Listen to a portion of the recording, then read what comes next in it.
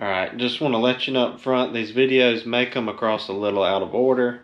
I know I'll mention several times the design video coming out first, and that was my plan, but the way life's working out right now, I'm going to have to film that a few days later down the road. But I want to go ahead and keep this content rolling out to you. So I think these videos are going to turn into, instead of waiting to hit milestones, I'm just going to kind of put these out almost like a vlog style. So it's just you follow along with me, and when I feel like the video is getting a little long, I'll just go ahead and put that out at whatever kind of checkpoint I'm at. So this may turn into 4 or 5 different videos, but I wanted to go ahead and get it out to you. Thanks.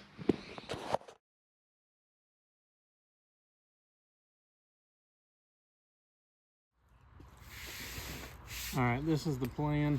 I'm going to start ripping some of this down, breaking it down into more manageable pieces. I've got it all designed in the computer, so I know kind of a couple of the dimensions that I need. Like I have my max height, so I'm going to cross cut a piece here, and then I can maybe rip them on the table saw, but it's only going to be like 55 inches, so easier to work with. Also, I think what I'm going to do is get a few pieces cut, but I think I'm going to try to kind of lay it out on the full sheet of MDF just to try to get an idea of the proportions. It all looks good on the computer, but maybe when you see it full scale, it may not pan out to be the same way. So gonna get a few rips and maybe a cross cut done here, 1 or 2 sheets broke down, and then do my layout before I start doing more of like final dimensions.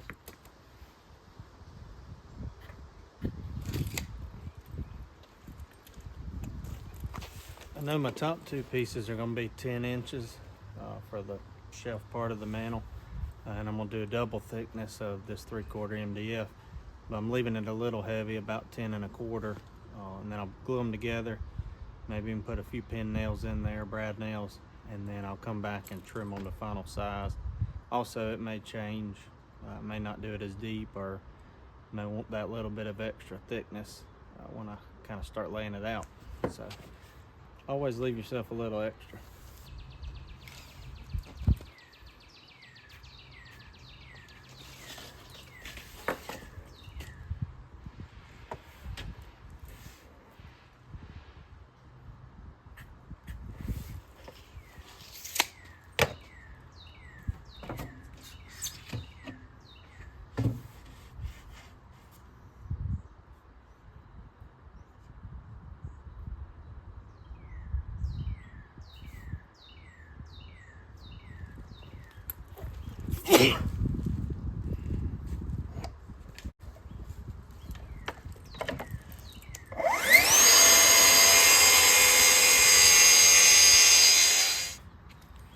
What I've been doing too, I try to label every piece as I cut it, if I know what it's going to be for. If I don't, or like that will be several pieces, I try to at least put the dimension on there just so at a glance I know what I need to grab to cut some more pieces.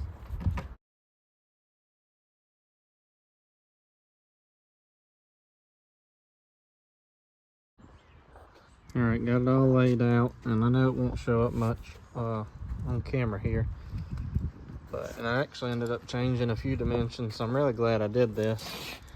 And what I'm probably going to do is set this piece of MDF off to the side and use it last. I don't even think I need it all right now, because some of it's going to go for built-ins, but laid it all out, even got my little piece of crown I'm going to do, laid it out where it's going to go. To know how far, drew the fireplace box up. So this is really beneficial.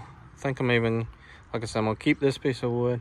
I think I'm gonna go right here and do like a side profile to kind of get those dimensions too, and that'll give me a more finished dimension that I need for the depth of the thing, because like I say, I ended up, you can kind of see it's boxed out here.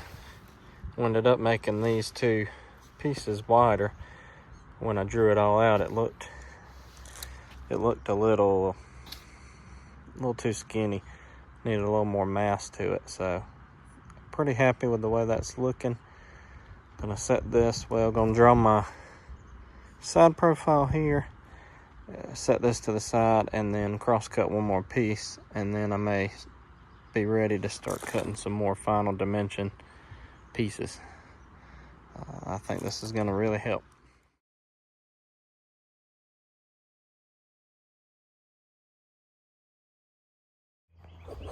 All right, real quick, about to dump the bag on my track saw here. Last pass, I got a lot of dust piled up along the track and on the top of the sheet of MDF, so I can tell it's full. I would definitely recommend, if you're going to be building any cabinetry, bookcases, shelves, anything like that, where you're going to be needing a lot of panels and sheet goods, get you a track saw. I would recommend that probably before even getting a table saw, unless you're doing very intricate stuff. That's the way to go. A lot of them are cordless now, and a lot of them are, you know, a couple $100 you can get into one, like the Craig or the Triton. So definitely would recommend that. There's also a lot of other use cases, doing decks, different things like that. Doing flooring, they're pretty advantageous. They got their uses for that. So get you a track saw. That would be my recommendation. All right, about to rip these down. I know I said the track saw is really good about it, but I got one key dimension that I really need to nail. Some of the other dimensions, I'll probably just take a router and flush them up. So I'm gonna run these few pieces through the table saw, then come over here to the miter saw and cut them to length. The way I'm starting it, I've got two, it almost looks like raised panels coming up each side, which you would have seen in the design. So I'm gonna get those first, get them glued up and maybe nailed and drying in clamps. Try to get those pieces, basically 3 sections, and then bring it all together a little bit later. And you'll have to excuse the mess if you're just joining for this particular project. You haven't seen that I've been working on the garage. So it's actually, this is the cleanest it's been since we moved in here. I would encourage you to go back and watch those videos, and they'll be continued after this project's finished. But I've been turning this garage from kind of a wreck to an organized, usable workspace.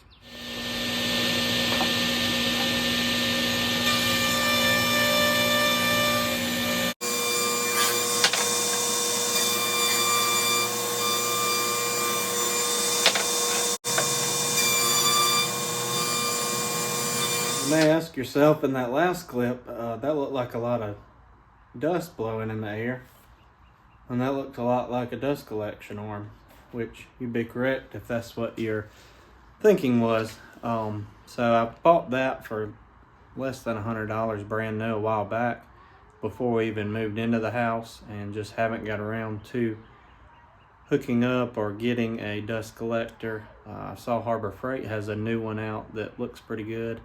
May get into one of those down the road. I've tried hooking up a shop vac dust extractor to it, but the air turning off the table saw blade is just too much for a shop vac to overcome, because it's more speed than volume. So I hope to get that hooked up down the road, but for the time being, the dust collector collects dust. So, all right, what I'm about to do, went ahead and cut a piece, cross cut a piece, the maximum height I need for my sides. So I'm gonna kind of create a raised panel look, a shaker style look. So I decided on the layout, 2.5 inches looks pretty good. So I'm gonna rip me a bunch of strips now. And like I say, the height is the maximum length, so that works for the cross pieces as well.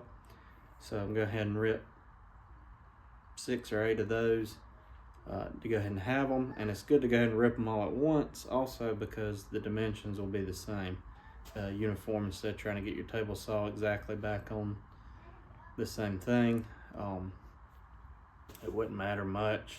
It's not like you're continuing that same dimension, but I like the uniformity, and it's easy enough to just go ahead and do it now. Plan ahead now, help you out in the future.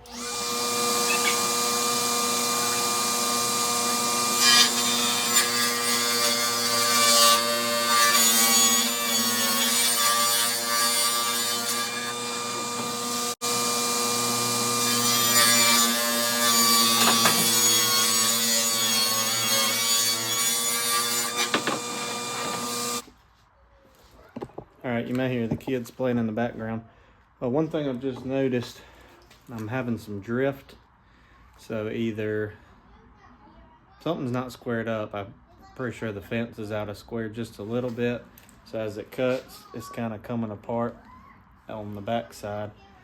The wood's not staying against the fence, even with me pushing on it, and with the JESM guides, table saw guides, which have wheels that are canted to push back toward the fence. So the harder I push to try to make sure it's touching the fence, this all kind of starts singing. So it's definitely out of square. So I need to try to figure that out. So in order to compensate for that, where it's almost like a slight 1/16 inch taper over the course of the 5 foot these pieces are, I think what I can do right now is just bump the fence over just a hair, maybe a 1/16, and just shave one side down, and that should fix it. That should get them all squared up, and I won't be fighting with as large of a piece. So I think I can do that, and it won't matter. A 1/16 won't matter as far as shaving that off. A planer or something like that would be good, not with MDF, but laying them on their sides and sending them through that, or like a drum sander. But working with what I got, I think I can just cut them one more time, and I think we'll have a lot better results, other than trying to fight with that taper, because your eye would not catch it, but it would definitely cause some problems later down the road in assembly. This little bit of time now is gonna save me down the road.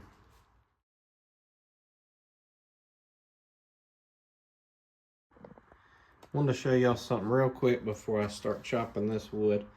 What I'm about to do doesn't really matter on MDF, but a lot of times plywood is not the exact dimension they tell you. There can be a variation, even if it's a 1/16 or an 1/8. If you're doing something tight, especially built-ins that go between two walls, or if you've got multiple sections, that if there's an error, if the measurement's a little off of what you think it is, over time, over the course of several different parts of your cabinets, it can exaggerate the problem. So in my case, this is all from one sheet of MDF, so it doesn't matter. These aren't the actual pieces I'm going to use, but I can still show you what I'm talking about. So what I like to do is, one, at least measure your actual thickness. So my top is going to be 2 pieces of MDF, which MDF is pretty accurate, so it's exactly 1.5. So it doesn't matter as much. Another thing I like to do to avoid math is, in my case, I want a 56-inch tall finish to the top on my mantle. So what I can do to figure out from the top, or from the bottom of the top to the floor, I can go to 56 and put 56 at the top. That's where I want it finished. And then go over here, I don't have to do any math. 54.5 is what I need to end up with for my other piece. This trick also works. So I want to build a cabinet, and these are going to be my sides, and I want to know, two left and right side, 56 inches wide, for instance. I need 54.5 in between for my shelves. So that trick would work there too.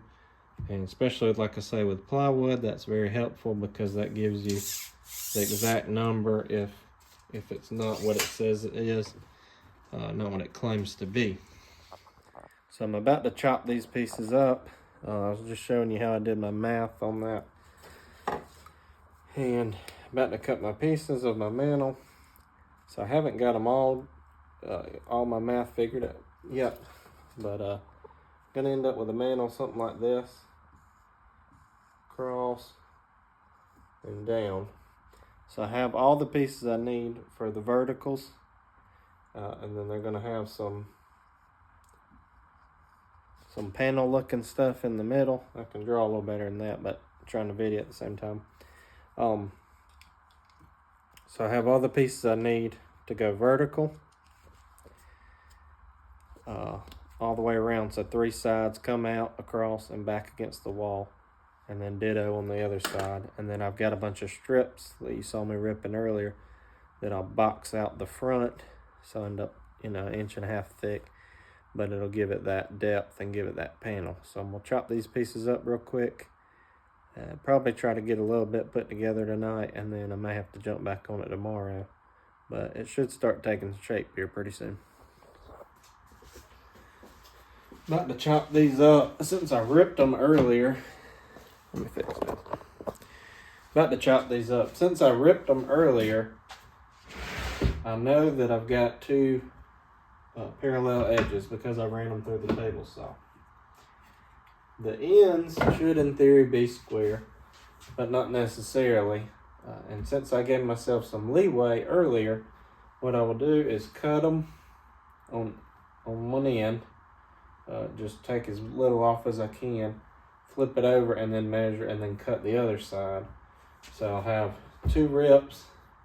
I'll bump them against the fence, cut it with a miter saw, and I should end up with a perfectly square piece.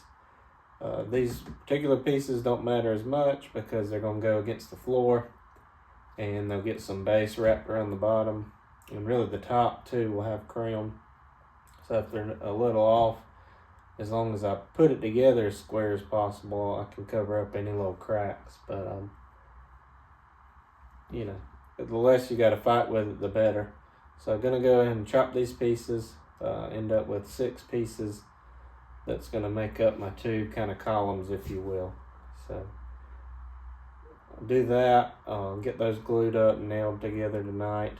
I don't think I'm gonna do pocket screws or anything. I think glue is gonna be strong enough, and the nails are more or less gonna help clamp it together. In the meantime, it's gonna be painted also, so get it tight, caulk, sand, putty, whatever, the rest. I like to avoid that as much as possible, and I don't want it cracking in the future, but it'll look good either way.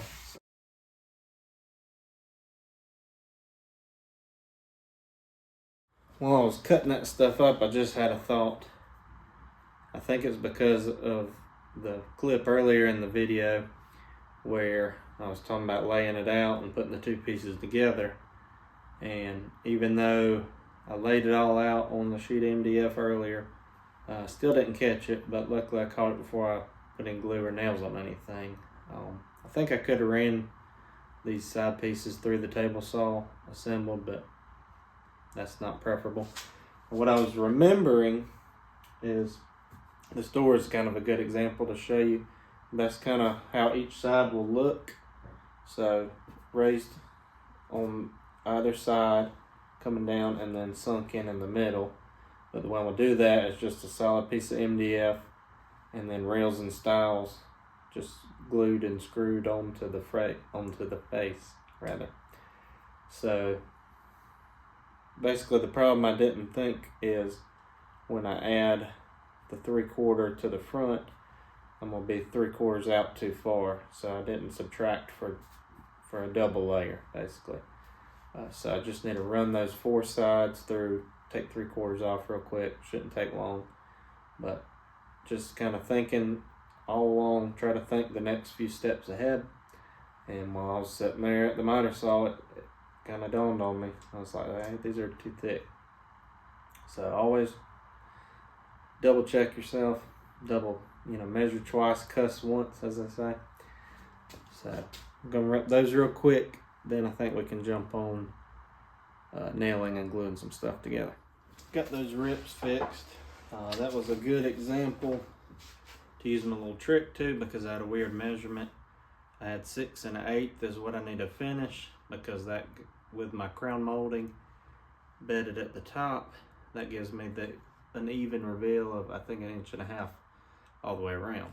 So it's kind of a weird measurement.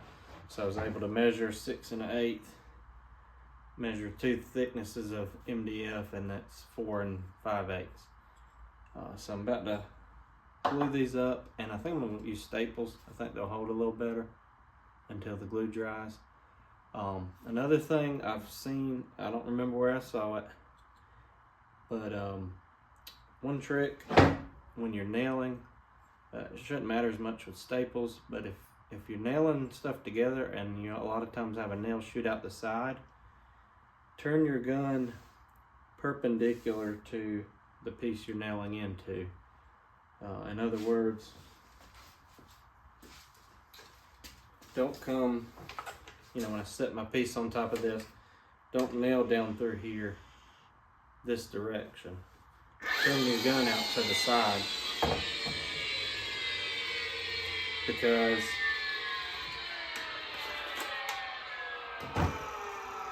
the nails are thicker than they are wide, they're going to tend to want to bend this way or that way. So if I'm nailing perpendicular and they do curve a little bit, it's going to remain in the plywood. If anything, it may even hold better. It doesn't matter as much with MDF because you don't have grain, but it's a good little habit to get yourself into.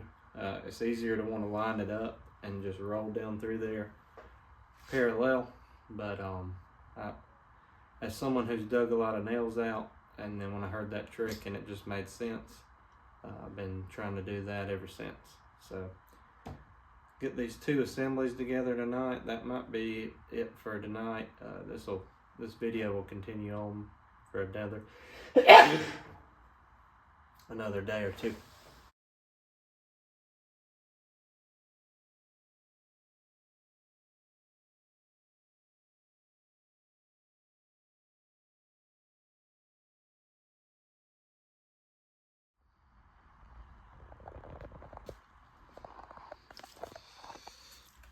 Got two of those together.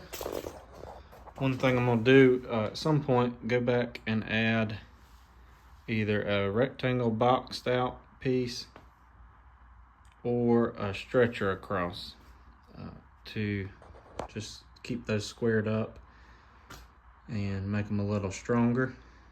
Even though as it all goes together, it's gonna get stronger. Anyway, so one thing to keep in mind, you look around, this is not a professional cabinet shop by any means. I've got a few nicer tools, but the only reason I have those is because I just got good deals along the way. So check Marketplace, check Craigslist. If you want to get in a Festool, definitely check out the Recon site. Of course, stuff's not as cheap now as it was. I bought all that before COVID. But this is not a professional shop, like I say. When I started, the first shelving and built-ins I built, I think I had a chop saw. It was a pre-Harbor Freight they used to have at our fairgrounds. They would come in and it would be kind of like a Harbor Freight, but they'd set up a tool sale in one of the buildings out there at the fairgrounds. So it was just a no-name chop saw, and then I had a Black & Decker corded skill saw and a level, and I would just clamp the level down to a piece of MDF and use that kind of like a track saw to ride against, and then use the chop saw where I could. And then I think I got a pneumatic nail gun. Pretty much that was it, and was able to build a few different commissioned furniture pieces like that. So you don't need all that to start. You see a lot of this project I just did out there in the driveway. I don't have a lot of space to work with. Trying to use it the best of my ability though. So if anything else, maybe that's the big takeaway from this video is I think you can provide professional level results without a lot of tools and all if you focus on the details and hone your skills and try to get a little better every day. So I guess I have a hard time calling it quits for a night. I got these pieces already ripped, so I'm thinking I'm gonna go ahead and attach them, and I'm not gonna cut them to fit yet. I think I'm just gonna glue them, and if anything, just leave a 32nd or 16th overhang, then come back and route the whole thing flush. I think it's Ron Polk that says a router is the best saw, and for stuff like this, I agree with him, especially because you can't get it as flush as you can with a router bit and a bearing. So the only thing I got to figure out, I'm gonna have a piece of baseboard here, which I've drawn. So this doesn't really matter, because of that, because of where the baseboard will end up landing, I obviously want to make that wider than to where the baseboard will be at that exact width. So I'll rip, these are 2.5, I'll probably cut me a 4-inch piece there, come across. The question I got to figure out now, I think I know the answer. Should I biscuit into each side or just put them in there? I think with that much surface area and glue and nails, and I could even go on the back of these from the underside, run some screws up into it. So I think that's what I'm gonna do. So I might go ahead tonight and get these strips put on both of these. And then all I gotta do is lay out and cut in my intermediate pieces. Wider piece here, one across there, and one, I'll do a wider strip at the top too, because it's gonna have some crown that's gonna land on it. And then after that, these pieces, after I get those side, cross pieces in, I think this will start making a little sense. And then I'll have the bridge piece going across between the two. So it's slowly taking shape.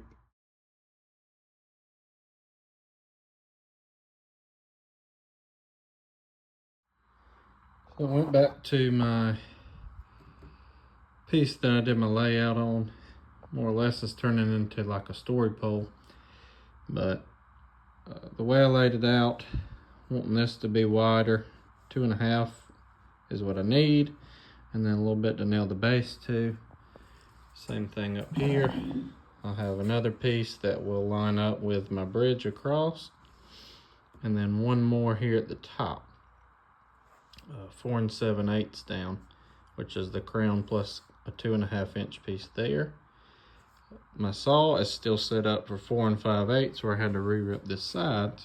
So I think that's gonna work out perfect. I already got some strips for this piece.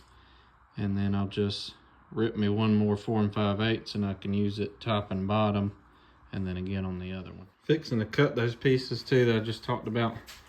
What I like to do on these, I mean, you measure it the best you can, but what you'll probably see now, I'll probably do a little time lapse, is I got miter saw right here. So what I'll do is just cut and just keep shaving just sawdust off more or less until I get that fit super tight, because you know, caulk or whatever, you can fill it in, but it's never going to look as good as if it's just super tight. I want it to look like it grew that way or it melted together.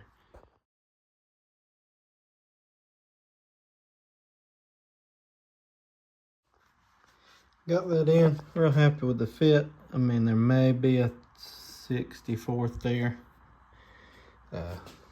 Just like a pencil line, if anything. Happy with that fit. I think I'll go ahead and do this one and this one. Probably do this one first because it's the same board, same width. And that'll kind of be this assembly done, really. Obviously I have to come back and trim the stiles off each side where I left them hanging right there. I'm gonna do that. Also, don't hold the piece like this and then nail through it. I felt it in my finger. It didn't do anything, but just getting in a hurry there. This didn't quite flush up, so I went ahead and put a clamp there. Pretty happy with it. It's a little proud. This piece is a little proud of that one in this corner, but I'm okay with sanding it. And it's not even as much as a business card is thick. So I'm pretty happy with that. Could even maybe run a screw from the bottom into there and see if that'll draw it together. Gonna get those done and then repeat those steps over there. All right, the plan the other night was get done, jump back on the next day. That didn't work out. I had a kid get sick. But we're back out here today trying to get it, and then the next 2 nights I'm not gonna get anything done. But either way, we'll see how much we can get done. I had to pick up a new router bit, and if it'll focus, I don't know. The only ones I had for flush trimming were a 1/4 inch spiral cut with a flush trim bearing. And then I had another one that I use, which has a little tiny V that it cuts if you're routing your face frame flush to your cabinet wall. It puts that little V in there. That helps to hide any discrepancies with seasonal changes or whatever. You don't have to sometimes people let their face frames hang over, or they flush it up and then you end up with a little line or a crack. So that kind of disguises it. Instead of trying to hide a joint, you're gonna kind of make it look intentional. So, but that won't work on the mantle because it's all going to be painted and it's going to look uniform. Hopefully this MDF won't move that much. So what I ended up getting is a straight cutter, 1/2 inch cutter, 1/4 inch shank. And I need to be able to flush up 1.5 inches of material and be long enough to reach. Well, Lowe's or Home Depot, anything around doesn't have that. So I'm hoping this will work. My plan is to be able to drop the bit down, bend the router good enough, but drop it down to where I can flush up 1 inch worth, then bring the router bit up and flush again off the new cut. So I'm gonna try that. First I'm gonna take I think I'm just gonna use track saw, cut my ends off flush, maybe even bring them in a little bit because they're gonna get covered up with moldings, and then route them off. Let's go.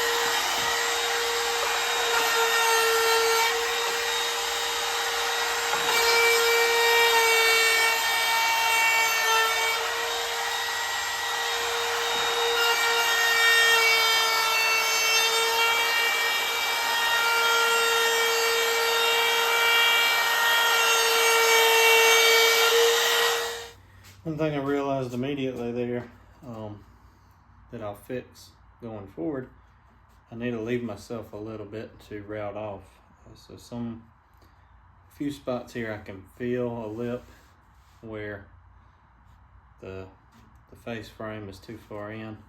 It should cover up pretty easy, especially I'll hit it with some 60 grit here in a minute, but definitely need to favor leaving myself something to cut off rather than trying to get it almost kind of nail it on the first try where I don't really have to take any off. It's going to end up with a better finished product if I just leave it a 1/16 proud and then route it off later. But let's sand them up and see how that looks.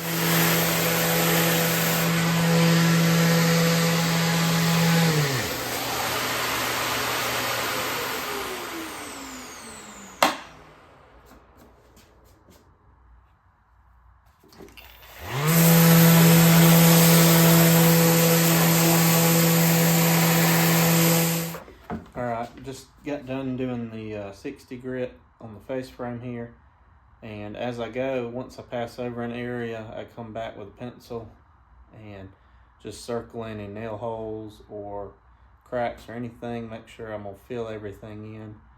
And I'm gonna come back here in a minute with either the Bondo, I think it's called glazing putty. It comes in a toothpaste tube so you don't mix it. It's not a 2-part thing. Either that, or I like the Durham's rock hard water putty. Comes in a can. as a yellowish powder, and you mix it with water until you get the consistency you like. Put it on, and it does dry rock hard. Both of those are supposed to be resistant to shrinking. And then I'll probably, once that dries, hit it with 120, and then I may do a 180 or 220 once I got the whole thing together before priming it. Alright, we're going to go ahead and end it off there and pick it up the next day. I get to work on it. I got a lot going on this week, so I haven't got to spend a ton of time in the shop, but I wanted to go ahead and keep the videos rolling. I think that I mentioned it at the beginning, but that's kind of how it's going to be, is just work on it a couple evenings, and then I'll probably just post a video like that. Might not necessarily get a whole chunk or a whole section finished, but once I feel like I've got a good amount for a video of enough length, then I'll go ahead and post them up. Thanks again for watching. Please let me know any suggestions, comments, anything you'd like to see below, and I'll be glad to take a look at it. Later.